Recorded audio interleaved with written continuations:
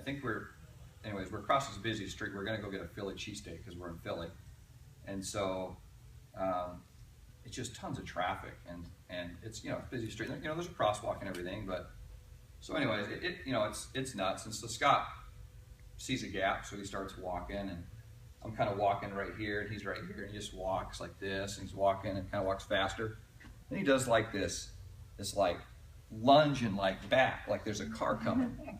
And I didn't really know what to do or expect, so I see him do this, and I think, crap, we're gonna get hit. So I was so freaked out that I just like buckled in the middle of the street. Scott's like on the other side of the street laughing at me.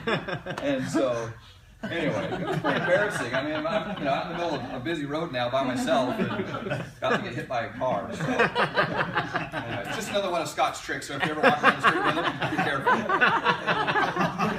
So, it was crazy.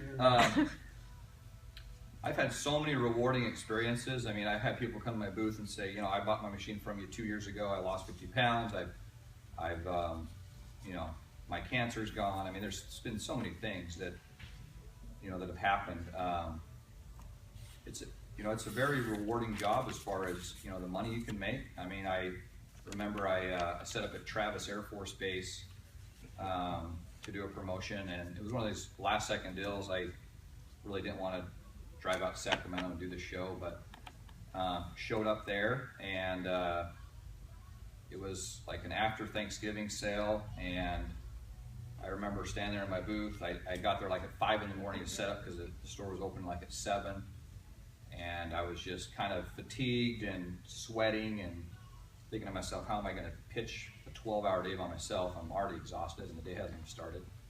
And I just remember going throughout that day, and all the customers just gave me the energy to make it through the day. It was like a miracle.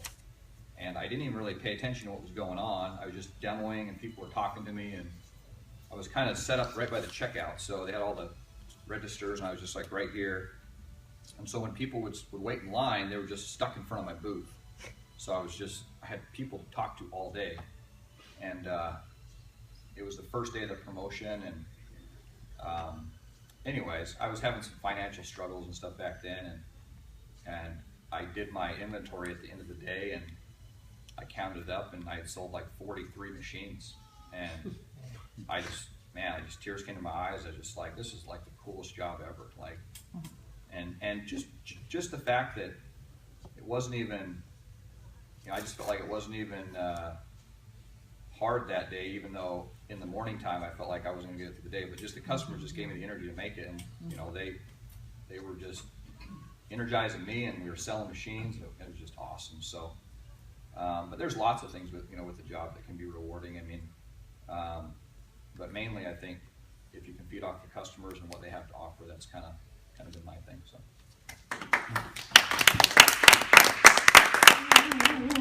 I wandered around, finally found somebody who tried this a cappella. Could make me be blue, could make me be true, or even be glad, just to be sad, thinking of you. Okay, that's enough. I love the microphone. So when I'm in my booth, I sing, and I sing demographically, as that may sound. If I see old people coming, I'll sing that song. If I see, and I did Judy Garland for a living, so I know a lot of gay people. If I see gay people coming down, I start singing Broadway show tunes. Well, I was in Inglewood, and I saw these women came in who just came from church. They had the hats, they had the gloves, they had the suits. So I started singing Amazing Grace.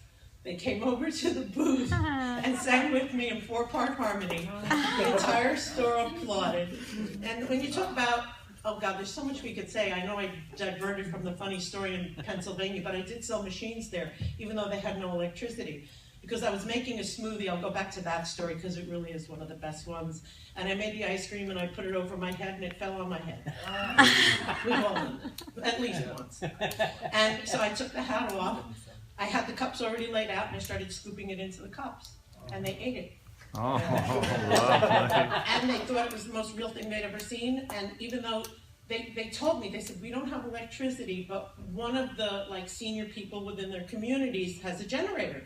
And they all bought Vitamixes. So that was not one of the stores where I sold nothing. You never know. You never know who's going to buy one. And you can overcome any obstacle with a good attitude and most importantly, a smile. And I'd love to give a sales tip. You've all had those frustrating days where people come up to you and they look at you in the booth and they go, you don't have anything ready? I have the perfect line. I just look at them with my best weapon, which is my great big smile, which I always wear. And I say, we make everything fresh. You know what? I can make you the best green smoothie you've ever had. And sometimes they go, ugh, and they walk away because they don't want to drink, but a lot of the times they stay, and I turn it into a demo. Turn everything into a demo. Thanks, Julie. A specific inspirational story. I know I'm seen as like a cynical person, but you know, there've been twice I moved to LA to be like a writer and a comedian, and there's been twice so far where I have been $25,000 in credit card debt, and That's all? and just completely broke, not wondering how I'm going to make rent, and twice now, blenders have saved me. I've paid off all my debt, I put money in the bank, and it's such, I mean, I say everything good in my life came from blenders, because without needing to work for some place and work your way up some sort of corporate ladder, without needing to get some sort of certificate or special schooling, you can go into a store and you can make a good living selling this machine because it's a great product and people want it. And it's just like, it's inspiration for me to know that I can do that and I can pull myself where I want to be just by going and doing this thing. That's awesome. I have spilt the water buckets for show. And I have spilt the ice cream. I actually tripped it upside down with the lid on it. There was only one guy I was demoing to, and it stayed up. And so I was like, wow, that's really neat. And so I took the lid off, and I did it again, the same exact batch. And it spilt mainly on the table, and mainly on me, splashed the guy. He looked horrified. I looked horrified. I apologized. He came back later with his wife and kids and bought a machine about 3 hours later. And so that was the funny thing. Rewarding is Scott hiring me and my mom and my brother almost 1 year ago, and we're very grateful. A second rewarding thing is being invited to that Chalks Hospital event where they were the GI2 families, and they asked us to come, and we got more out of the meeting than they got from us. We mainly sat in the corner, and all the families talked about the kids and how they were throwing up on the formula, and they put them on the Vitamix blenderized diet, and it was the only machine that could do it, and how much their kids are getting so much better. And I actually just sold a mom who has a GI2 baby 2 days ago a machine, and it's been a wonderful, rewarding experience. Except for the days when people annoy me, but other than that, it's awesome. When I first started, I was working with, any of you guys know Roddy Jessup? Oh, I yeah. used to work with, yeah, so Roddy and I are working together in Montebello, and we were splitting the day. He came in, I had a restroom break, and I still had the mic on. And I see him walking up, and he's late, and I'm pissed, because I gotta go to the bathroom. And then Roddy gets up, and we had this mic, and you push the button, and it's supposed to go on mute. Well, I didn't push the button. I pushed right next to the button, and Roddy comes up, and the volume was way up. And I was like, Roddy, get your ass in here. I got to go make my own brown smoothie. And it was always make sure your mic is on, project it out, and just the look of repulsion on all these people's faces, like, oh my God. So that was one instance that was quite embarrassing.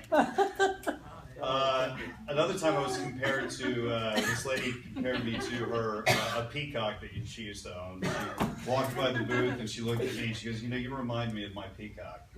And then she proceeded to twirl around in front of the booth and talk about how I somehow reminded her of her peacock. But rewarding story, this was recently. We had remember that one? She takes care of special needs kids. She scrounged together enough money. She bought a machine, and then she came back. I think it was last show, and she takes care of it. And she's trying to get these kids to eat better. It was an enormous benefit for her. And then we had the very beginning of this year, this woman came in. She'd always wanted to get a Vitamix machine,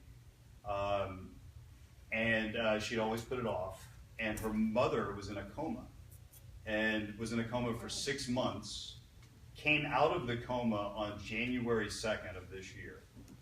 And then she came in to get the Vitamix. She put it off all these years, and said now she had to get it because her mother had to live on a liquid diet. And then anyhow, she came back the last time we were in Fullerton, and her mother's recovered, and she attributes a lot of that recovery to purchasing the Vitamix machine, which we have now parlayed into one of those sort of closing things. Is like she'd always for years had talked herself out of getting a Vitamix machine, and had the money, and now it came to the point where she actually needed the Vitamix machine, and to get it. So those are my 2 nuggets.